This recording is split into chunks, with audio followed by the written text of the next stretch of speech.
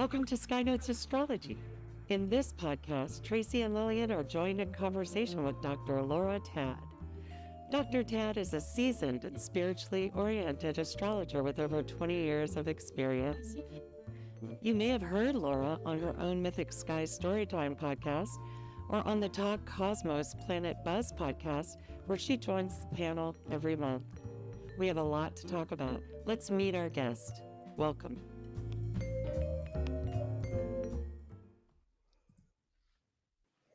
Hello. Hi. Hi, Welcome, Laura. Laura. Thank you. It's good to be here. Yeah. So I did want to do a little addendum to the bio and the intro and just share that there are a multitude of things that we get to talk to you about, and we're really excited to have you. And one of them that I want to highlight is your retreat in Nicaragua towards the end of February. Do you want to tell us a little bit about that just up front? Yeah, so for this will be the fourth time I've been down there. Last 3 years, I've been helping a friend out who I've known for 30 years, which I like double check. I'm like, really? I'm like, oh, wait, yep, that's the math. But so she has been running retreats and is building a retreat center in Nicaragua on the Pacific coast, 12 kilometers from the Costa Rican border. So you can see Costa Rica from the beach. We're so close to Costa Rica. And so she's a body worker and yoga teacher. And then it's the Goddess Awakening Retreat is the retreat that I do annually. Beautiful. Yeah. And so the schedule has typically been sort of in the morning before breakfast, there's yoga. At breakfast, there's a late morning workshop that I run that is about astrology or mythology. Around working with astrology, more of an embodiment of it. You know, there's some education because people aren't astrologers that are attending.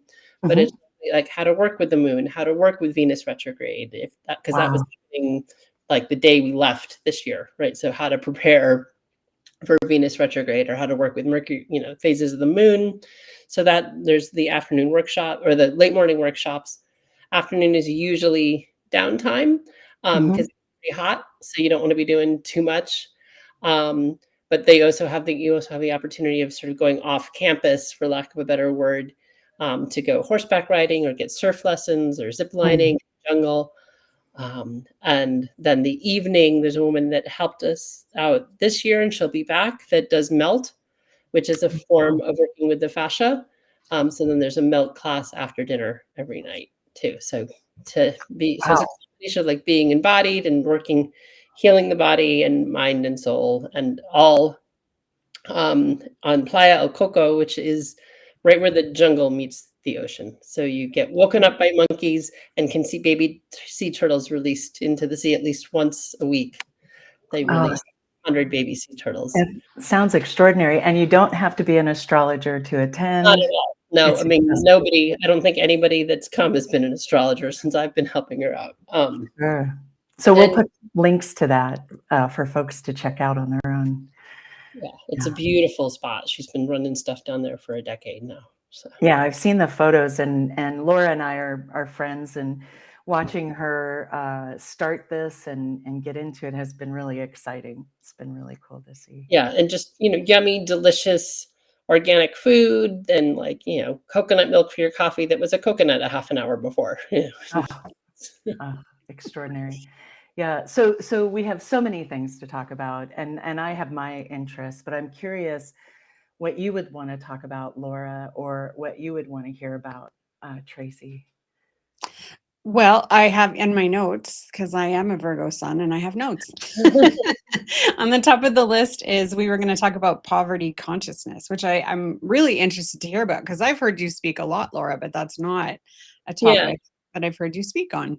Well, and it's interesting because I was going through, so my doctorate is in human science. So it's an interdisciplinary social science degree. So I have friends who are like, oh, you're a doctor, you have a doctorate in astrology. I'm like, no, those don't exist. Right.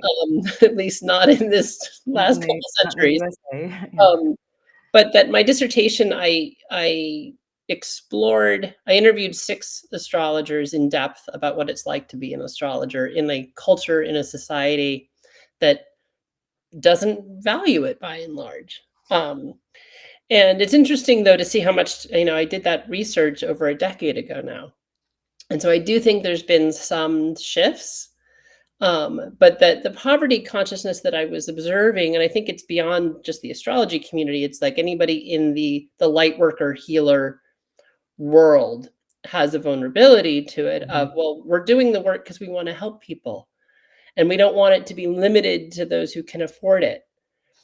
And then that can impede our ability to live the lives we're wanting to as astrologers in terms Right. of from a financial perspective, that how do we get paid like we're a therapist who's making $200 an hour, right? Which is what, at a minimum, Right.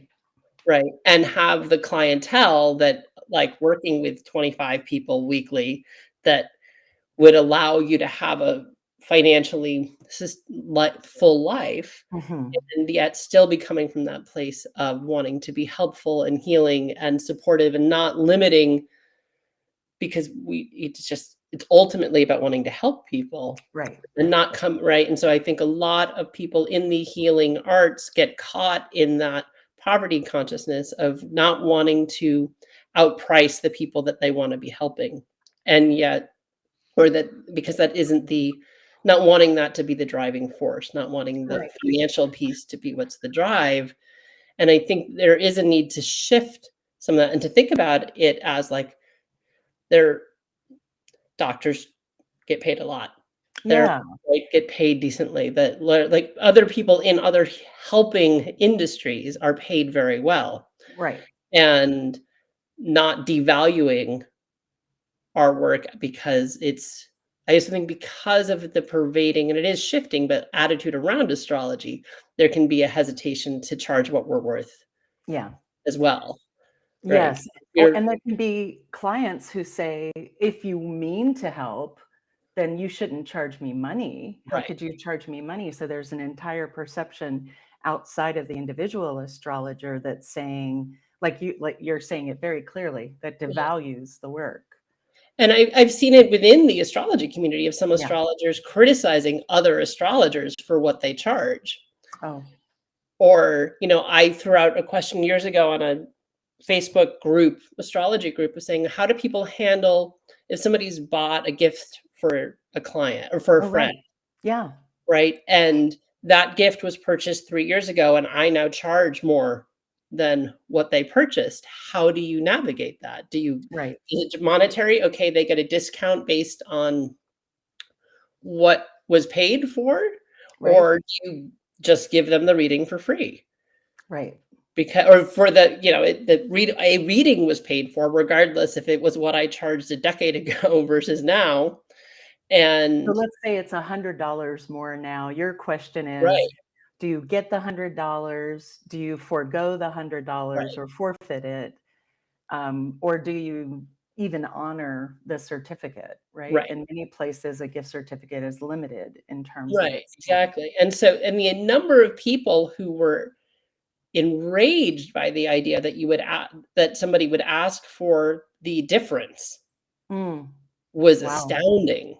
Wow. Versus like, and then some people were genuinely helpful of saying, well, it depends on the state you're on, that most states have a time limit of how long you'd honor a gift certificate for. So you can sort of work that into it and then say, well, maybe after X amount of time, then the value is based on what was you were charging, what was purchased at that time, which is how I've handled it going forward. Yeah. But that was one of those examples to me around the poverty consciousness, is that even within the astrology community, Yeah. people were like, "But you were paid, so why does it matter?" I'm like, "Because, yeah, I charge $100 more an hour than I did Right. 15 years ago." Right? Yeah. So, can I ask you what drew you to investigating this when you were doing it for your dissertation? Why did you? Well, so the methodology I used for my dissertation was called heuristic inquiry, and so you don't so much start with a hypothesis as a broader question and then see what themes pop up out of the broader question. So it Interesting. was one of the themes that was showing up about how one of the questions I explored is like, how comfortable are the people that I interviewed about like identifying as an astrologer in mixed company, for lack of a better word. Hmm. right? Like if you're on an airplane and somebody asks you what you do for a living, do you volunteer that you're an astrologer? Interesting. And it was mixed. And I was interviewing, and everybody waived anonymity, so I can actually talk about who I interviewed because some of them were such big names. I was like, I don't know how to code Stephen Forrest in a way that he won't be identifiable. Or Kelly Fox, who started astrology.com. Like, there's no way to Oh, code wow. Kelly. Yeah. You know, like, well, the website was purchased and became like publicly traded. Like, I don't know of another one that can't code that in any way.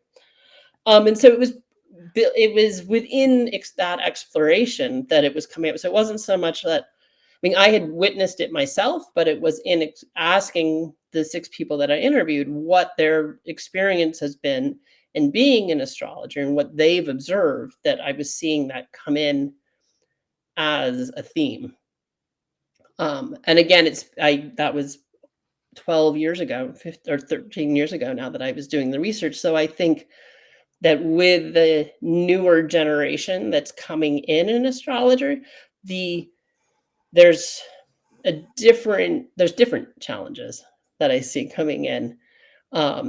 More just an observation of that. But in terms of like the idea of poverty consciousness, I don't know how much of that is showing up in the millennial generation in the way that it did with Gen X and baby boomers. I do think that Well, there's a I shift. wonder about that though. Like the astrological community writ large is a network of folks who are in business for themselves and running nonprofits, for example. Yeah. And so the larger organizations run on volunteer power. So you can meet somebody who's a qualified astrological teacher whose quote unquote day job is a volunteer or low paid, kind of helper. And so Right. I wonder about those tensions. You think about, the radicals out there saying, if you can't pay people, don't have people work for you for free kind of thing. And then Right. there's if you've got a community, you're pitching in, right? And so some of the changes I've seen as you and I have been friends, because when I met you, I knew about this PhD dissertation, Yeah. and I think I kind of, grabbed you at a bar and was like, let's go, let's talk about this, is business education. Yeah. The millennials are asking for and getting information about how to pay your taxes and, I hope, but Yeah. do you feel that that's one of the things that have kind of shifted it, or do you see volunteering as one of I the think there expressions? is a challenge with the volunteering. I mean, I think having served on a couple of boards, right, that Volunteering. volunteering, Yes. right, that I think that's where some of the boards have really been struggling to bring in new blood, Yeah. is the amount that we are asked to do pro bono Yeah.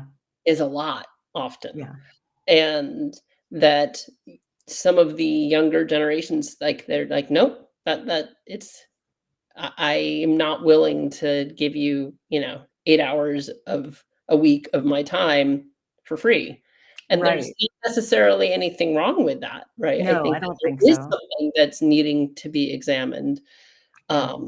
around that, and that some people have I've heard on boards that I've said that people feel like, well, I got so much out of astrology, I'm happy to give back, Sure. which I Agree understand, with. but I Yeah. also have left boards because of burnout, because it's been too much of my life. It's been, like, I was part of the planning committee for UAC 2018, and it's like, yeah, I'm not doing that again.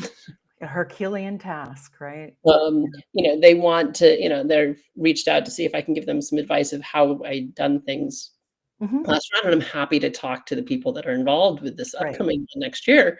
But I mean, yeah, and then the actual, like, boots on the ground, even just running of it for that week.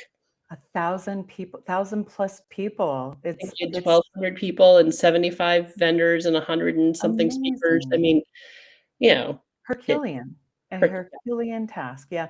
And I wonder if the volunteer conundrum I would think of couldn't be offset by a more of a mutual aid approach. Well, and with UAC, we Right. did everybody who was on the planning committee got a guaranteed speaking slot, so there was some reciprocity. Right. Exactly. But sort of looking at it differently so that there's more equity, not, here is one recording you can pick out from the whole setup, something that has the gravity of the work that they're doing, Yeah. right? Because we need bodies. And kind of. again, I think part of Pardon. where I see that challenge with the volunteering is, again, like, by and large, the astrology community is sometimes not operating like other businesses. Like, how Right. would lawyers organizations handle that? What would Or be asked, science right? organization. Or in the psychology community, or like where you'd say, okay, treating it like it was any other industry and Yes, then operating accordingly. exactly.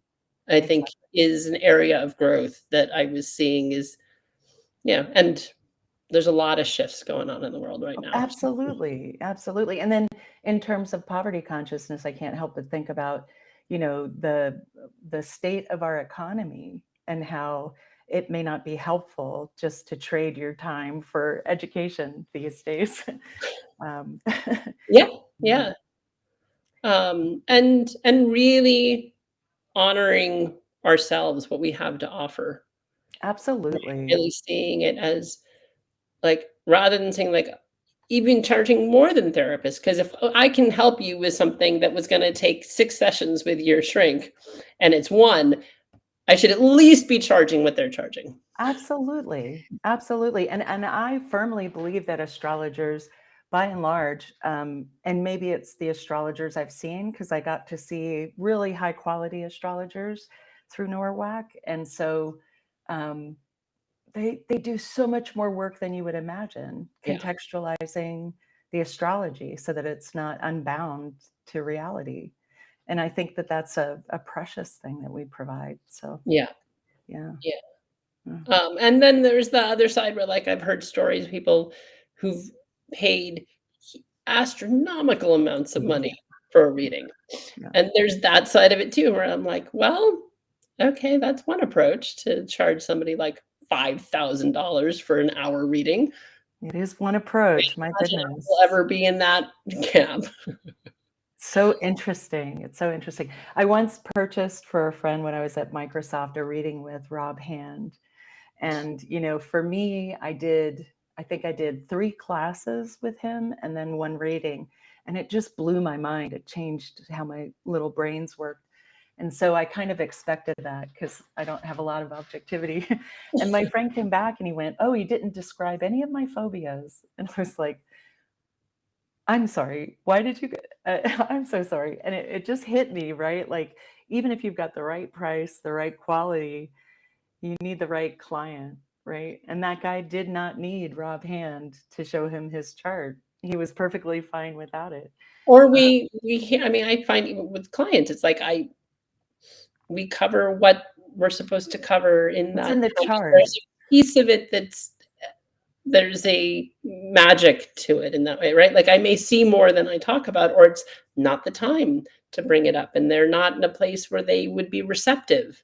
I love that. And so I don't necessarily go that way, because working with them with what's going on currently, maybe, right? It's like I can go down the EA metaphysics, reincarnation conversation with them, but if that's not what is acute for them or what they're going to be receptive to in that moment, it's more important to me to be present with that individual and what they're receptive to. Then I think it's one of the other things that astrologers can be vulnerable to, and that came up a little bit in the conversations with the people I interviewed, was like not falling victim to, as the astrologer, of like that desire to to need to impress. I have to wow you so that I impress you with my knowledge, my ability to tell you who you are without knowing you.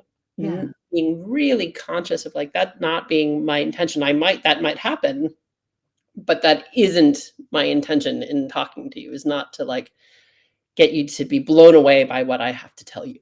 My intention is I agree. I think I started out that way for sure, where it's like you really want people to believe that you know what you're talking about in the beginning. Yeah. And then I got to a point where I would say, well, I could tell you what happened in your childhood, but you were there. So how about we just talk about what's relevant now? Because it's like, why do I tell you things about your life that you already know? Let's and I think that you're right. People do fall into feeling like they have to dazzle. And I don't think people understand how much money, if whether you're self-taught or you've taken courses or however you've learned astrology, Yeah. the amount of money and time that goes into studying is astronomical. Yeah. Astronomical, and it's lifelong. It's not ending. We're still I am still learning and buying Yes. books and And it's evolving. important, I think, for astrologers to remember that, right? That I remember years before I interviewed Kelly Fox, because we had a mutual friend, which is how I was able to interview her. And I was just talking to her one night and saying, like, at that point, I'd been doing astrology for about a decade. And then I was like, but then I stumbled across something like I read one of Tad Mann's books, and he was talking about separating and applying aspects. And that had never come across my ticker tape before. Yeah. That looking at them in that way. And then I was like, who am I to be charging anybody anything if I don't what? And in talking to Kelly, she was like, it's the practice of medicine. It is the practice of law. It's the practice of astrology. Yes. You're always going to be learning more. And that's just the nature of any field. And so that makes that not get caught in that, like, and like Tracy, I've got a bunch of Virgo, and I've got Virgo midheaven, Virgo moon in the 9th, right? Like that, like, okay, you have more than me. I need to be an expert in this if I'm going to charge people. And remembering, oh, right, okay, we're all always learning. There's always more tools to add to the toolbox. And that doesn't mean that I'm not skilled in what I do know, even though there's things I don't know. Right. And remembering that. And also remembering, that most people know very, very, very little about astrology. So you can say one thing to them that blows their mind. Exactly. And for you, like, your Saturn return, like, everybody has one, like, whatever, right? Like, and that's this wholly new thing for somebody that can be life altering. That's a teeny sliver of their chart. And so remembering that we don't have to say a ton for it to be helpful. You don't have to interpret the entire chart and transits and progressions and synastry and on to have something be incredibly helpful and supportive to people. That's awesome. And you can always keep working with people. Doesn't have to be a one-off. Yeah. I ended up asking Rob what his take was. And he said, I would never, he recalled this chart, and he said, I would never start there with this chart.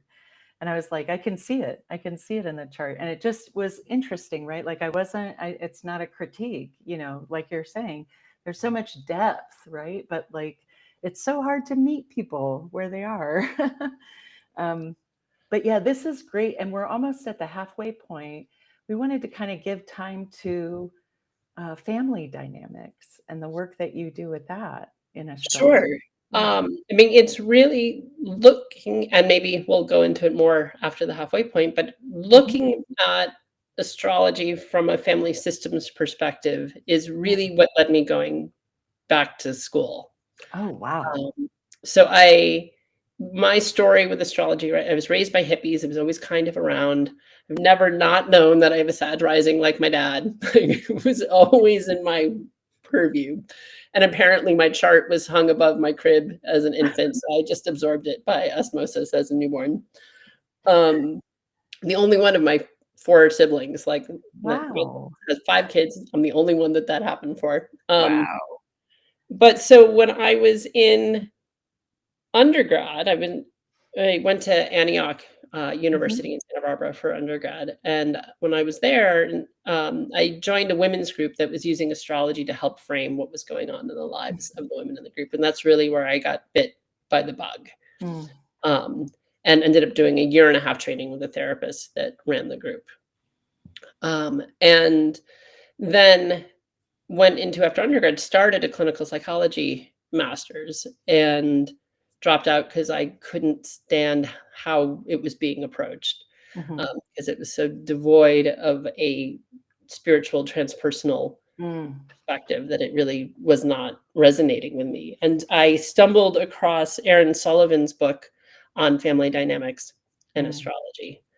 And I just, I think I read it in a couple days. And that's really what led me to going back to graduate school, was seeing how understanding interpersonal relationships and family dynamics with the lens of astrology, and seeing family karma, family stories, and looking at the synastry between parents and children.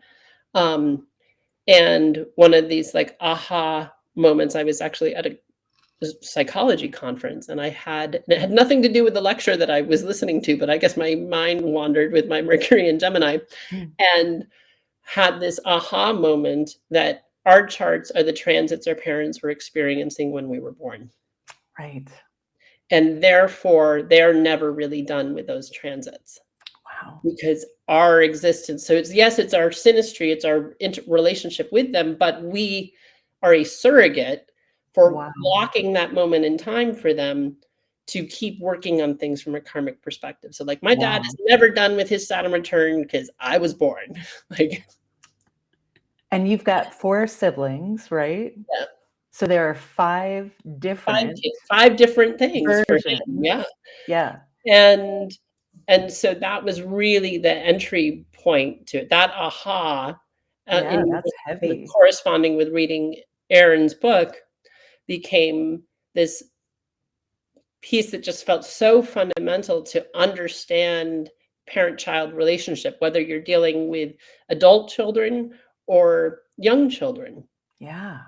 And to understand how to then navigate, because for me, even what really solidified my passion with astrology was looking at my parents' charts and understanding their relationship, where my cognitive memory is very different than because they divorced when I was 8 versus what I could see in the charts. My cognitive memory, I don't remember them being happy together. I look at the charts, they have a Mars-Venus conjunction. Oh. Right, and going, well, they both tell me they were sometime. ultimately in love. That I don't know any other way to interpret that synastry. Right. And so how healing that was for me. So that's really, so looking at that in terms of parent-child dynamics, and that it's really healing as adults to help reframe relationships with parents that all of us still have. Doesn't seem to matter how old we get, that we still, have that. We, regress into, Such a good word, though. You know what I mean? Like, I think automatically about the birth order, right? And if you think about the oldest, and, the tropes are the oldest gets more attention, but also more limitations and all of this stuff. Yeah. And they are younger in the parents' transit groups, right? And then you get to the baby and the transits that happen there, where there's perhaps more ease or more facility with life. And then that quote unquote baby of the family gets everything and spoiled and all this stuff, and you're outraged, but it's a reflection of that transit. Like, that really does kind of open up. And seeing the patterns that show up are endlessly fascinating to me. And then you get the outliers. Right. So like in my family, we are all fire and water sun signs except for one. Oh, wow. Right? It's like, and he's the Aquarius on top of it. So like he's already the black sheep, and then he's the outlier. But haven't you said he's the black sheep of a family of black sheep? Or So like, and then that's where it's also so important to understand that, because then it's also, people might look at him and say like, well, he's super conventional. He like has a corporate job and bought a house in his 20s and is married. It's like, in our family, that's the weird thing to do. And our family of like academics and artists, what?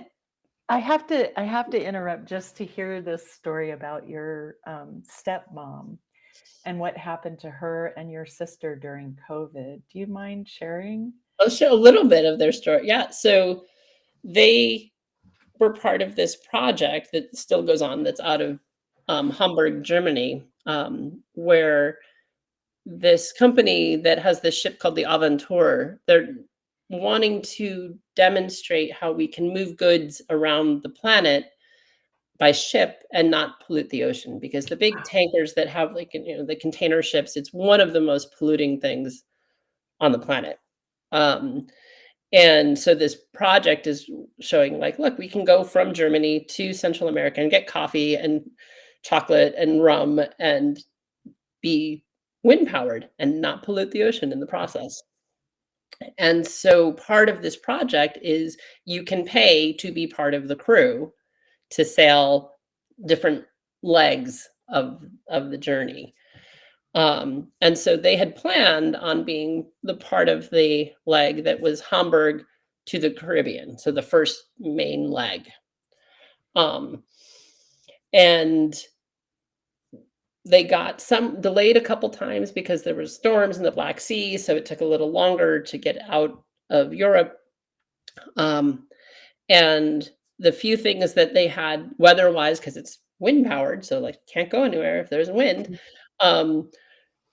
had them, this was in 2020. So in January 2020, they left Germany and they didn't get to the French Virgin Islands, which is where they were supposed to, my stepmom and sister were going to get off and fly home. They both live in Europe, till the first week of March, and all borders were closed. Wow.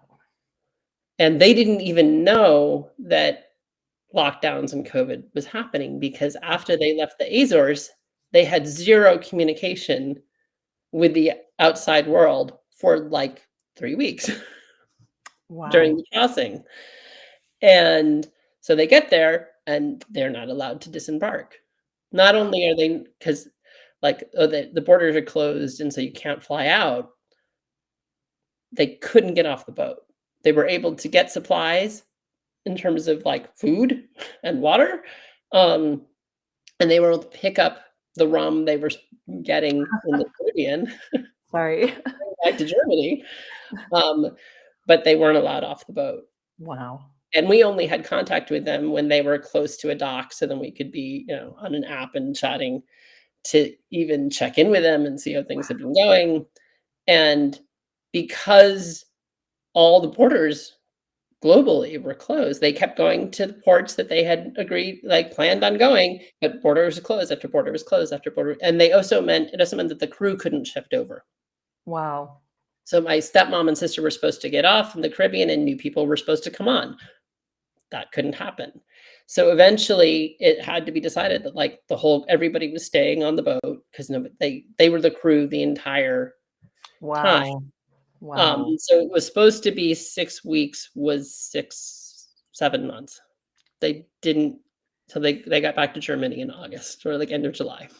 And this is just one of the many unbelievable stories you share about your family, and just to highlight why the conventional married in his 20s has a Right. house person is the black sheep.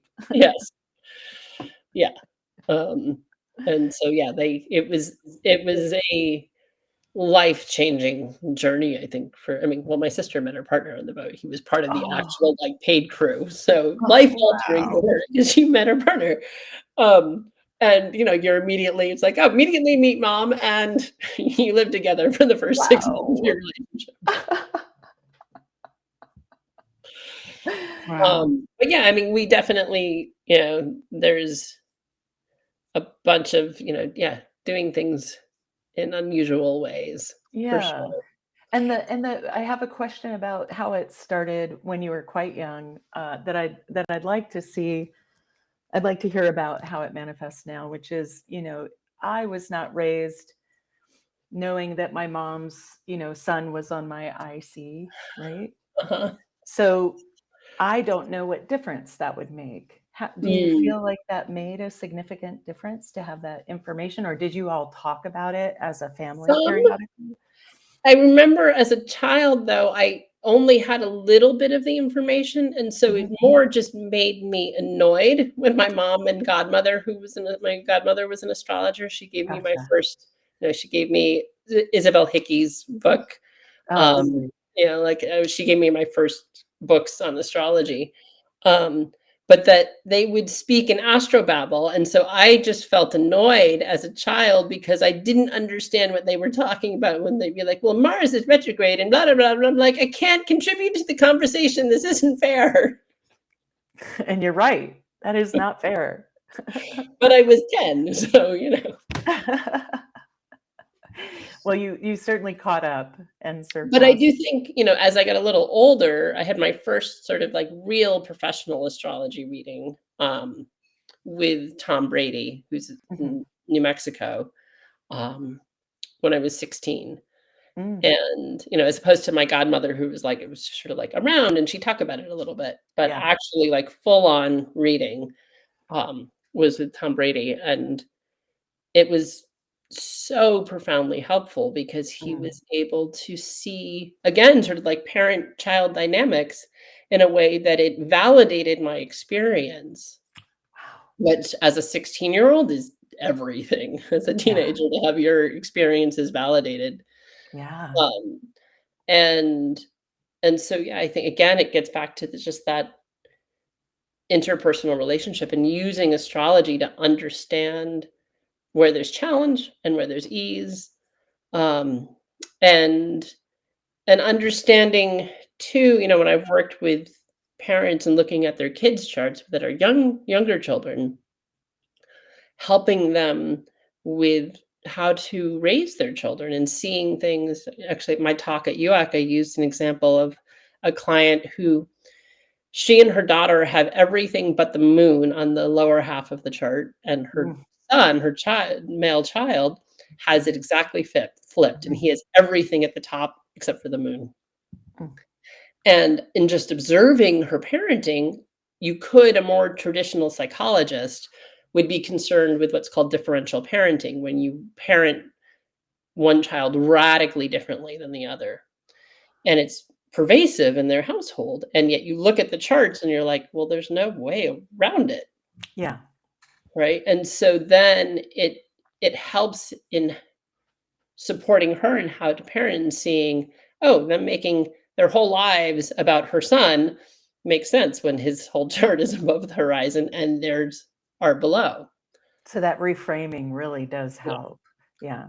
So clients, do you get a lot of family clients for this work, or because I wonder, right? Like Yeah. it feels immediately applicable to a family with a child, but it Yeah. also feels applicable if you're doing your own internal work. Yeah. So it's both. And I think, you know, the tricky thing with parents and kids is also once kids are teenagers, um, I ask that the parent gets the child's permission. I think if they're under 10, it's a little different, but once they're teenagers, they have enough sovereignty and autonomy to me that it's really important that they know that this is happening and that there's Mhm. permission that's given and that the child can be part of the conversation. Um, that I think it's, and I love working with teenagers. They're some of my favorite Oh yeah. clients. Yeah. Um, and you know, so that because sometimes I might tell the parent, like, what you're doing actually isn't what's best for your kid. I'm going to Right. question your parenting. Right. I'm not here to just support the decisions that you're making about how you're parenting your kid. I might actually call you out on things that I don't agree with. Yeah. Um, and so supporting the child in that way. Yeah. Uh, and, you know, because I'll often, yeah, or if I work with a teenager and the parent says, well, can I sit in? I'm like, it's up to them. Always. Yeah. Right, and say, like, the equivalent I was like, "Would you sit in on your child's therapy session without their permission?" Right? Like, Yeah. that's the equivalent to me, or even I work out of a day spa, and people will sometimes, like, they'll be having a girlfriend's weekend, they're like, "Oh, can we sit in each other's sessions?" I'm like, "Would you sit in your friend's therapy session?" Right. If so, it's an interesting choice, but be aware that, like, stuff can come up, It's and private. Yeah. yeah, And it's the nature of it is confidential. yeah. And yeah, yeah, absolutely. Yeah. And Yeah. that being part of that, one of the things I think we navigate as astrologers, right, is the entertainment idea of astrology as opposed to what we actually, the 3 of us actually do. And, Absolutely. "Oh, I'm having a bachelorette party. Can you come and do readings?" I'm like, "Mm, mm, really? because I don't think that's the vibe you're going for a bachelorette party. I used to be so resistant to those, because I love the deeper work. So it was just like, who wants to play as friends, and that I Right. just wasn't interested. And then I was approached to do, it was a group of longtime friends. I actually got 2 of these calls in a week. It was so strange. And so I actually did it more like synastry and how Mm. what had drawn them together as a group, and then did like little mini like sun moon just for each Uh-huh. individual, but Right. focused more on what brought them together and sort of who was an outlier in certain situations. Oh, And I love that. it was really fun, and they Yeah. freaking loved it. It was, yeah, so it was a different approach and was more about the group and less about the voyeurism of people sitting in on somebody's personal time, Oh, wow. Yeah. I remember going with Mal Frothingham to a show in Seattle, a rock and roll band. And because we couldn't whip up charts on the fly, we just grabbed a bunch of charts and brought them with us. And so we did an oracular thing where people would pick out a chart and we describe like Marilyn Monroe's chart to them. But it was so harem scarum. It was just a wild idea.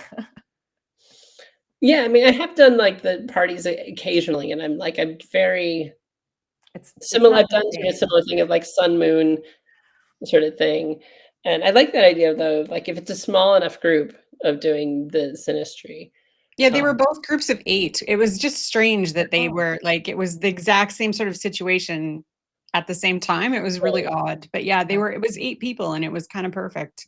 I So, love and it. they did have as friends, one group was very Venusian and the other group was very Jupiterian, right? And of course, it's the happy planets that are going to bring people right. together. Right. But they all had, either sun or moon or something personal that was connecting to somebody else's Venus or Jupiter. It was very neat.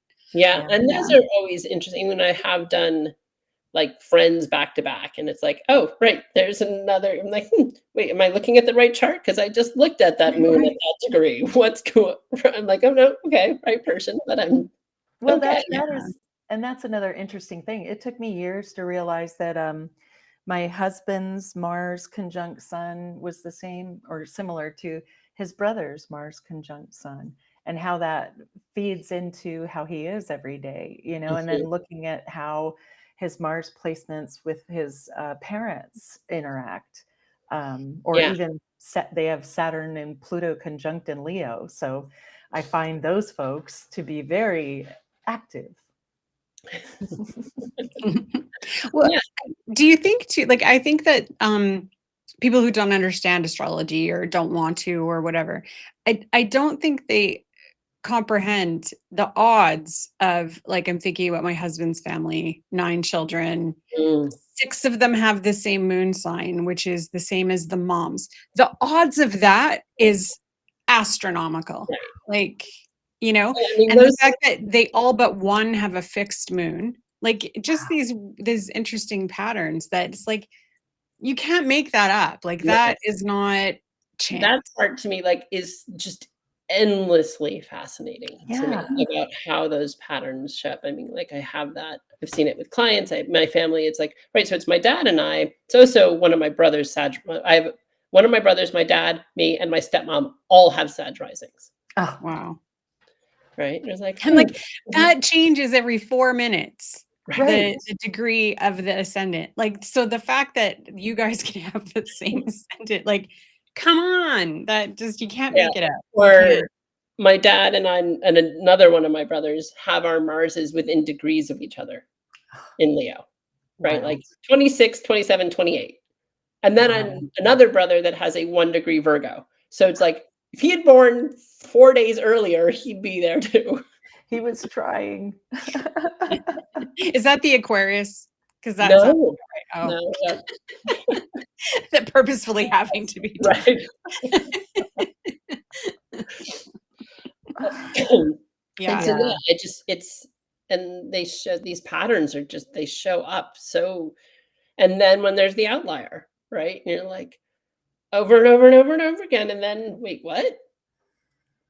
Even the And you're Sagittarian holding family space is for that outlier, right? Like yeah. that's the difference is again, like you can to help rather than try to mold the outlier to be like the rest of the bunch, be like, what are they bringing in that everybody else is lacking? Yeah. Right? That I sometimes think, I've talked to clients about like when there's an element that's missing in the chart. Yeah. Right? It's like, Interesting. oh, nothing in earth. Okay, so grounding not going to come naturally. And that, okay, yes, them engaging with the element itself can help, but Right. that like who in your life can you bring in that serves as a surrogate for Mm.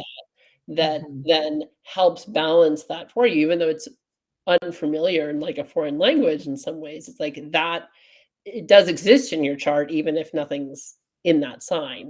It Oh, can, right? It supports that house, or angle potentially. And so it's like we're using that surrogacy of like, what is the outlier bringing in that there could be a rut that the family gets stuck in, right? That yeah. samskara Yeah. that the family is stuck in, that the outlier helps them to kick out of from a family karma perspective. That's really cool. That is really cool. Very interesting. Have you done any work with twin charts? A little bit because my dad's a twin. So, um, but because he was born in the 40s, we're like almost all twins now are surrogates. So they're 3 minutes apart. He and my aunt are 20 minutes apart. My husband and his twin too. Yeah. So their sons are in different houses. Wow. So that really changes, even though like same sign, they both have Sag risings, but that 20 minutes changed the house that the sun's in, which makes it and they are radically different people. Um, and also then I use their charts more as an example for people of you can't just look at the astrology outside of the cultural context, outside of the other variables, Right. that informs to some extent how the chart's lived into, Yes. right? It's Yeah. like that's such a valuable piece to me, that where the cookbook astrology will never Yeah, you're bring absolutely that right. When you in. say to a client, and here's what I see that you've done with the chart, let's go over that territory, it's always a deepening. That they understand that the chart that they received, that they've been working it, it doesn't stay static. Yeah, well, and I mean, like with my dad and my aunt, like the mere fact that one is male and one is female, born to immigrant parents in the 40s, primarily raised in the 50s, like the expectations of a boy versus a girl, Interesting. radically different, Yeah. right? And so that changes how the chart's lived into, separate from like whatever karma the soul has, Right. right? Yeah, There's that exactly. variable too. Um, so I think that that's part of how and my brother's best friend is an identical twin, so I should get his brothers. I should look at their charts together and see, because they are very different, and see, yeah, Yeah. how that That's so few minutes different might be. But yeah, I've mostly, because it's just so available to me to look at my dad on. well, And I mean, it's it's a lifelong thing. I yeah, find every time I look at my parents' chart, I'm like, okay, that's a lot of stuff I hadn't seen before. Yeah. yeah. Well, Well, I with think that, that's like what I was saying with clients. It's like sometimes you don't see something in a client's chart because it's not time for them to hear it. Right? It's not just that I'm self-censoring. It's like it literally, whatever pops when I look at the chart is my entry point. And if I don't see it, maybe I'm not supposed to talk about it. I love that. I love the oracular nature of a chart. And I also love, our inner guidance and ability to follow signs, because it certainly follows with that. I also wanted to dip in a little bit to the tone work, the sound work. And that's something that Tracy does Yeah. with acutonics. I wanted to kind of hear from both of you. I mean, I've experienced Tracy's. I'm gonna have to get down to Georgia to experience yours, but wanted to hear about that. Well, I've just started dabbling Yeah. in it. But what started my interest in it was, I guess, in relation to astrology, because decades ago I thought about going into music therapy. Mm. but before I studied astrology, I was looking at a music therapy program at NYU. But so I guess it was like 2 or 3 years ago, I was at a sound bowl meditation. And the guy who was leading the sound bowl meditation was talking about how, each bowl related to a specific chakra. Mm. And he, while in the sound bowl meditation, my monkey mind was very loud and active. And instead I went, well, there's a tone for every chakra, and chakras have been seen to correlate with astrological signs or planets, then there's a tone for the planet. And I was trying to like reverse engineer it initially. Somebody did it already. Right. And then I Googled it and I was like, oh, they exist. I don't have to reverse engineer this and figure it out for myself. Good work, though. I never even would have tried that. That's pretty cool. That's pretty cool. And so that was sort of the entry. And then I sort of put a pin in it because I stumbled across acutonics. I actually went to graduate school. I think I've talked to you about with Ellen, who was Love her. And so we didn't ever have any classes together, but because of the nature of where we went to graduate school, we'd see each other at conferences biannually. But so I then, without studying it, got concerned. I was like, but then how would it work? Would I want to activate like if somebody has a challenging Mars aspect, would I want to play the Mars fork? Because that seems like that would just amplify the Mars energy. And that seems not what you'd want to do necessarily. And so then I sort of went in my own intellectual rabbit hole about how would I bring that into balance? Would I play the tone to bring it into balance without studying it? I sort of was falling into that intellectual conundrum for myself of like how, and there's like, well, then I play Venus to balance out the Mars that was too and yes. Yeah. Or Om. Right. You could pair it with Om. Yep. And then in talking to my dad about it, my dad is a clairvoyant for a living, and he's actually used tuning forks for decades on like not unlike acutonics of like on acupressure points to help release tension, not planetary tones, but like C or G or the primary ones. Right. Yeah, C and G is very common. The fifth is a big one for most. Good one. Yeah. And so then he's used these line of forks from John Bolio. Billier, Bolio. And so Biosonics. And he has a whole line of planetary forks. Wow. Those are the planetary forks that I have, and that's actually what I started with, was that set. Yeah. How did you get into it, Tracy? Oh, so I was having a Neptune transit, which was making me drink wine and watch Netflix, which that was my coping. And I thought there's gotta be a better use for this Neptune energy. And something in that moment was just like, I wonder if there's planets and sound. Like I just thought somehow planets and music. And so I searched it, and actually it was the guy who developed the frequencies that popped right up into my field. I went straight to his Cousteau is his last name, I think. Anyways, and then came across the Biosonics website, John's website, and bought the tuning forks. And they just sat there because I didn't know what to do with them. Exactly the same thing as you, Laura. It's like, well, now what? Like, am I enhancing one? Like, what am I doing with them? Yeah. And it wasn't until I got an Om fork, and this was pure intuition. I started putting the Om fork on my chakra and taking the planet fork, swirling it around and bringing the planetary energy. Then learning from acutonics that, whenever you pair something with Om, you're bringing it into right relationship. So, yeah. And so that's that led me down the path. Yeah. Yeah. So I did a weekend or like a Saturday workshop with John that I think he did like through the Shift Network or something. Yeah. And so, so still experimenting and playing with it. I've got the C and G for the perfect fifth of his as well. And finding, because I have a friend who works with tuning forks for healing, and one of the things I've learned from him is that, and I don't know if you found this with your work, is like that the forks can sound out of tune when it's going over a part of the body that's out of alignment. Wow. Yep.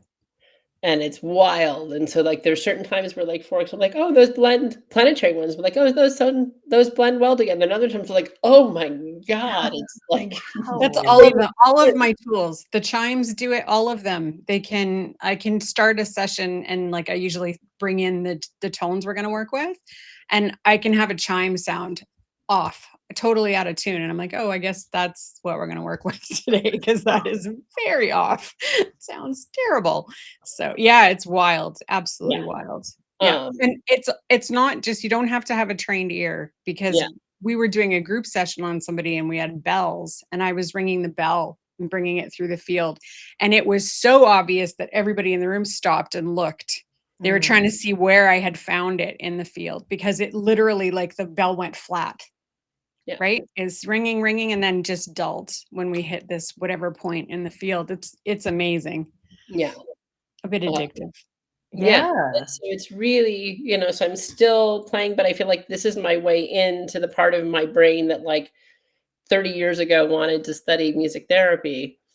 100%. That I was like, oh, this is that Love it. That's extreme. Uh-oh. path. And so, yeah, the challenge is then how to have that work remotely. For the people I work with is over Zoom. Yeah.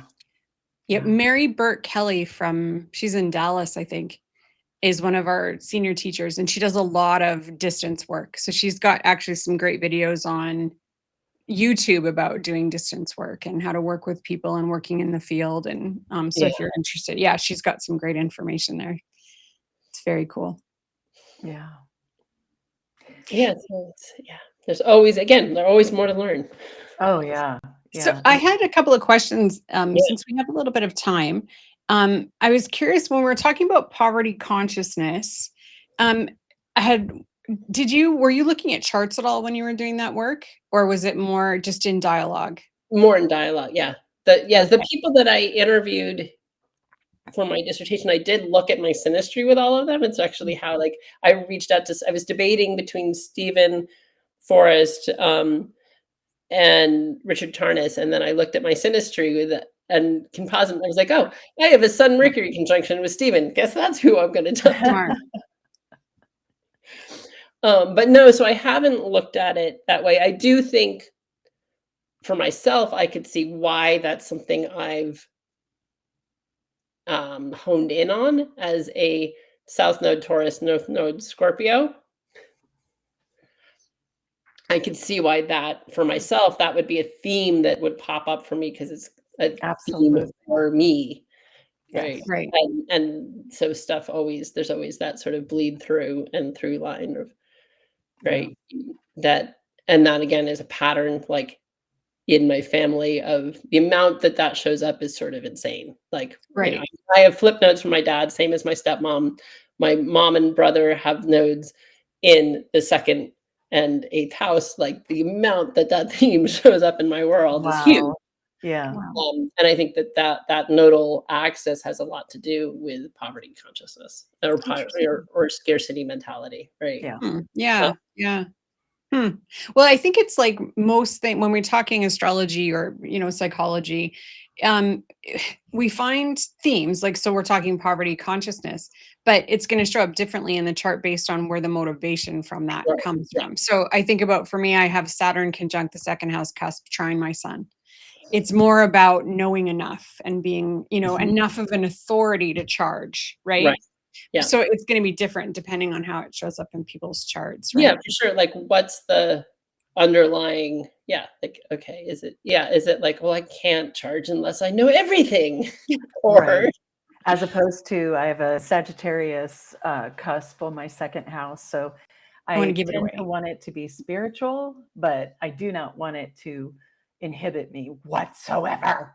Or is the motivation like, I don't want help to be limited to anybody, so I won't charge anything, so it's available to everybody. But So interesting. right, It's that interesting. we Yeah. live in a time where like value is expressed financially often, and so and shifting, right, of like, okay, well, I can charge, if I charge what I'm worth, then I can do some pro bono, right? Sort of. Of course, of course. Yeah, we started out our podcast, this live series with planetary charities, and that notion of building a life where you don't just resource yourself, but you have a portion to resource the community. I think that's going to become more and more important as we go on.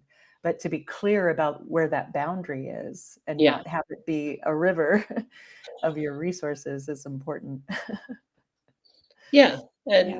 And likewise of like people that do trade, I'm like, well, trade only works if what the other person has to offer is actually something you want.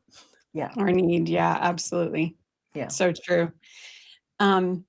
So we're done. We're at the top of the hour, but I'd like us to make a quick comment about the eclipse. If anybody has anything Oh, they'd like yeah. to share, I can put the chart up if we want. Yeah. Maybe I can. I think I can. Do you want me to? I got it. Okay. This is new. Which one are we doing? Window. We want this one.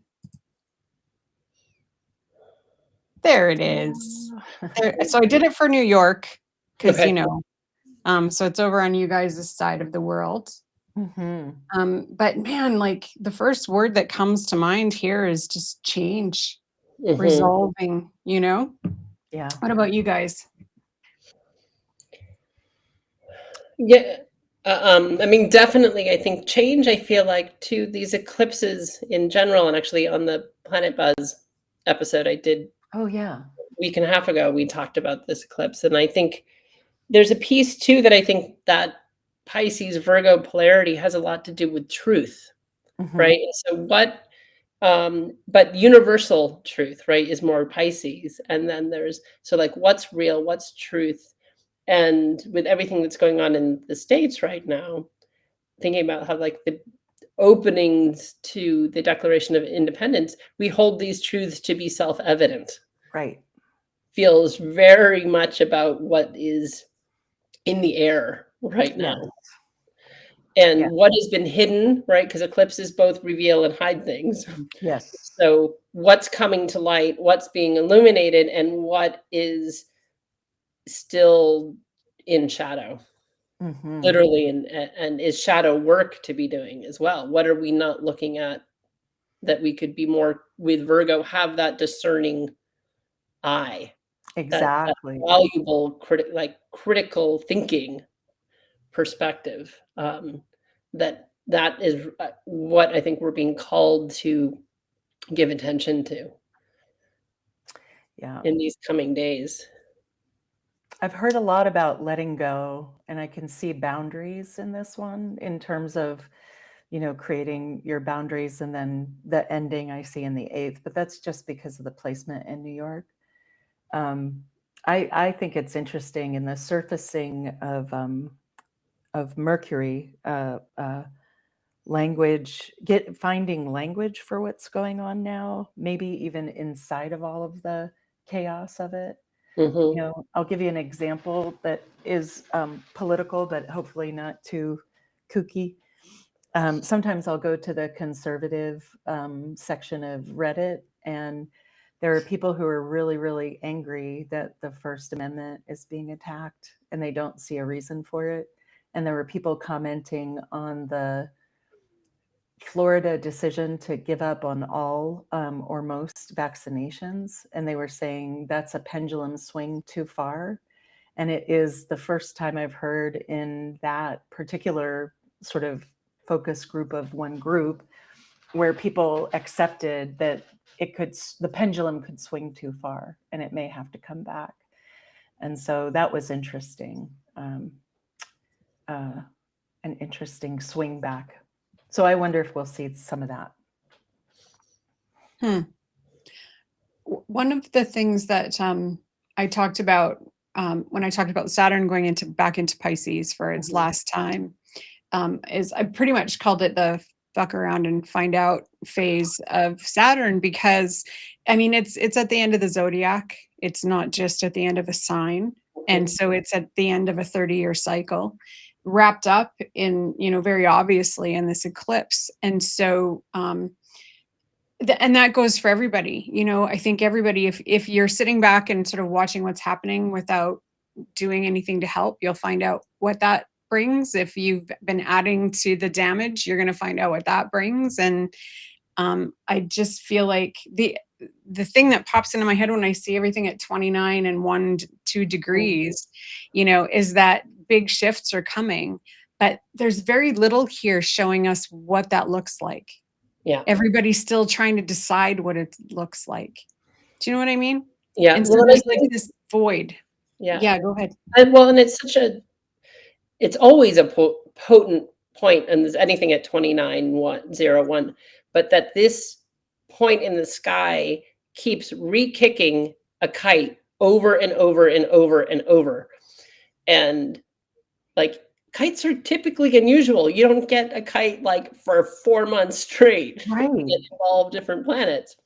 And every time this, 1 Libra or, 29 Virgo, it is re-kicking this very powerful energy. So I think it's a particularly powerful eclipse in that way, because it's tied into all of the outer planets. Yeah. Well, and one of the things that I noticed at looking at the astrology of Saturn going through Pisces was that Saturn was going to hit the 27, 28 degree mark and sit there for very long periods of time. So I just had somebody who had a 27 mutable sun. So that Saturn square, instead of being a week to 2 weeks long, is hitting for 3 months, because Saturn is just sitting at those degrees. So there's something in like this, to me, this like there's huge lessons here when you have Saturn, and not easy ones, because we're talking about Saturn who's like, pay attention. This is important, this place where I am. And this is kind of the climax of that to me anyways. Yeah. Well, and it will take work, right? Like, I often think of Saturn transits as like walking in the world with ankle weights. Yeah. I like that. That everything takes more energy and more effort than rationally you feel like it should. It just takes more work. Yeah. But I think some of the beauty in Saturn and Pisces, where like it often gets disparaged because there's such different energies, but that it can be spiritual discipline, right? It can be that, like, okay, so it's working, but at another level of consciousness. It's not going to be just the terrestrial plane. I love that. I love And that. that's part of the work that's needed is trusting in the longer story. And with it being so stuck, right, and not moving, it's like in this repeated areas, it's like, okay, right, there's a lot to mine here. There's a lot of work to be done about trust too, I think, right? That's part of this, of like, okay, the whole world seems to have gone sideways, and how to not go into fear, right? That could be very Saturn energy, but then it's in Pisces. So how do we trust in the bigger, longer story that maybe we can't see around the corner yet? I love that. I love that. I like the idea of funneling through all of our plans and all of our kits through the void, so that when we get to the other side of this time, we just pick up all our tools and start working again. And there might be something with sound, right? With music that can be really cathartic right now. With Like, creativity. in that overwhelm, okay, lean into the arts, lean into poetry, lean into music as a way of, like, a form of self-care in the midst of all of this, because you're not going to you can't rationalize crazy, right? And so going into other forms of consciousness almost, I think, is like how to, first, as a form of self-care. And I feel, tell me what you ladies think. Like Saturn and Pisces, to me, when I think about that energy combined, the word that comes to me is dogma, because you've got the spiritual piece with Pisces, and then the rules Mhm. that Saturn brings. And so to me, there's some kind of lesson about dogma in all I of love that. this. I think about idealism, right? And idealism that can be,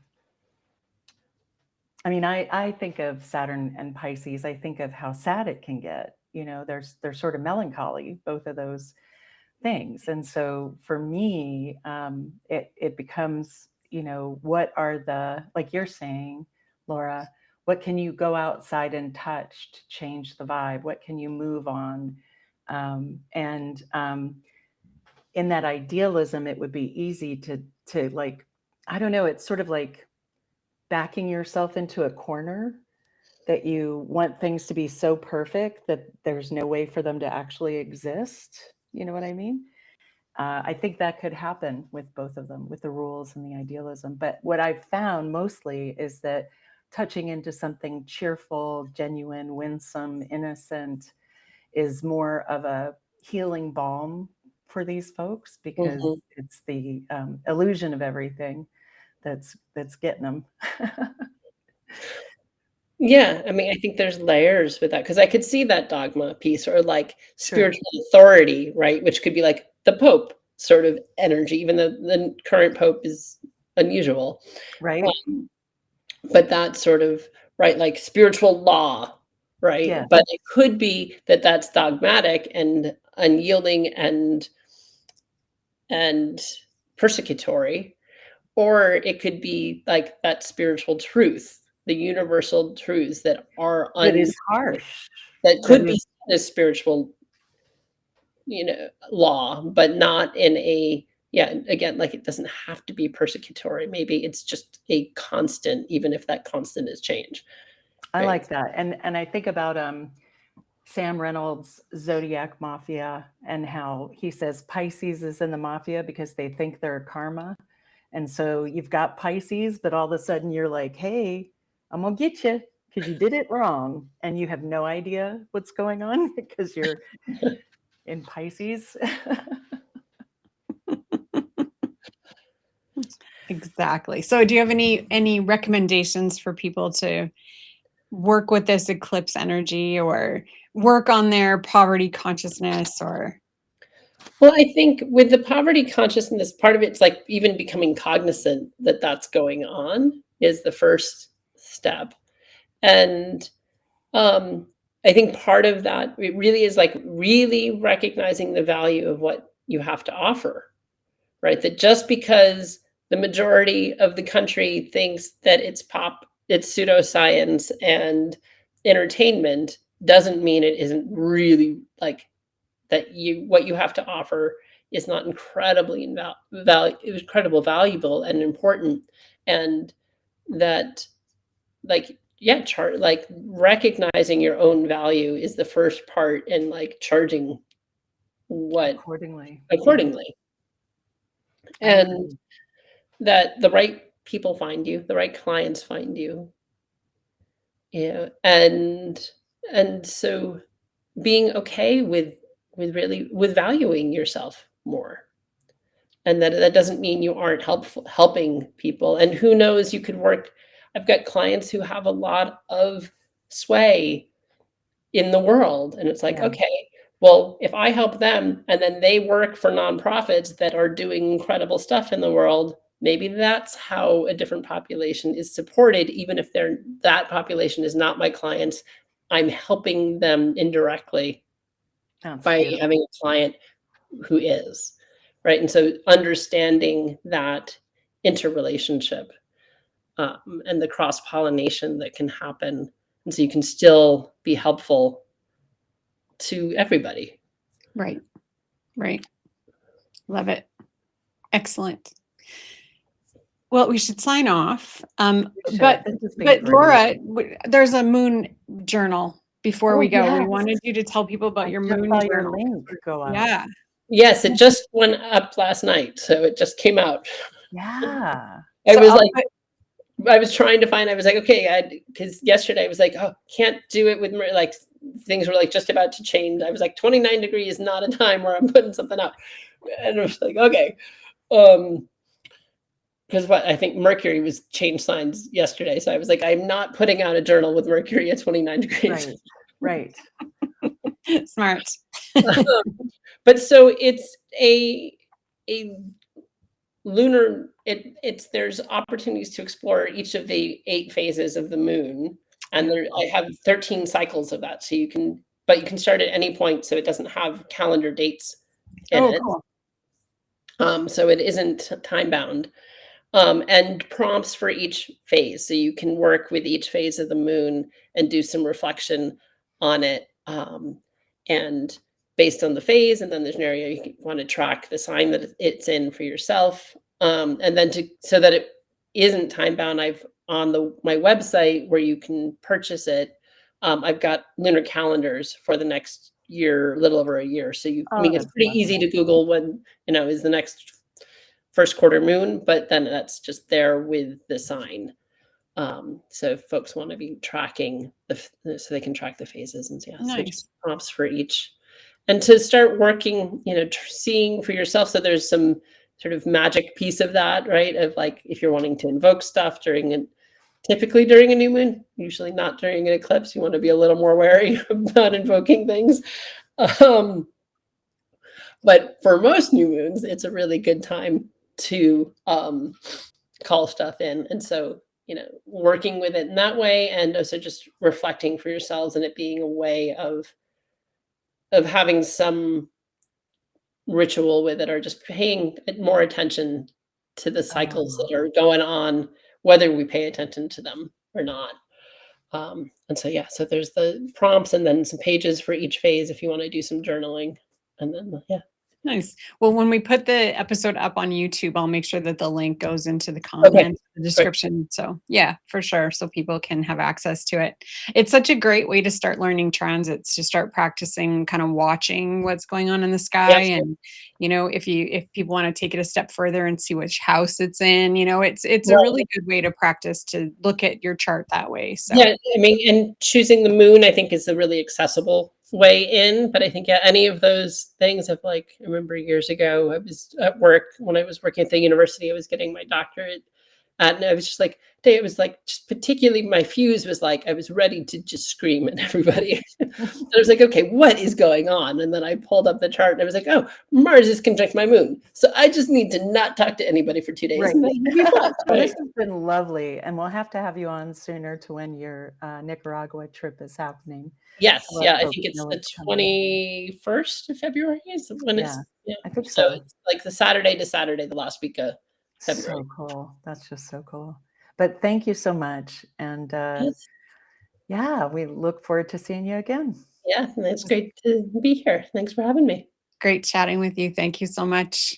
All right, everybody, off we go. Have a great weekend.